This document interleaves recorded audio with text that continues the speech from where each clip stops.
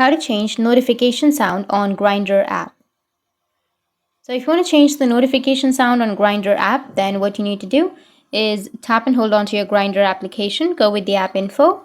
Now under your app info, you need to just scroll down, and after scrolling down, you will have the notification section. Tap on notifications, make sure that it is turned on.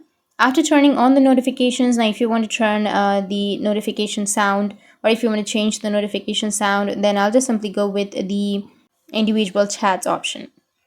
Under individual chats, you need to go with sound. Under sound here, you need to go and select any other sound that you're comfortable with. After that, save or go back, and your notification sound has been changed. That's how you can change your notification sound in your Grindr app. And if you have any questions, feel free to comment below. Thanks for watching.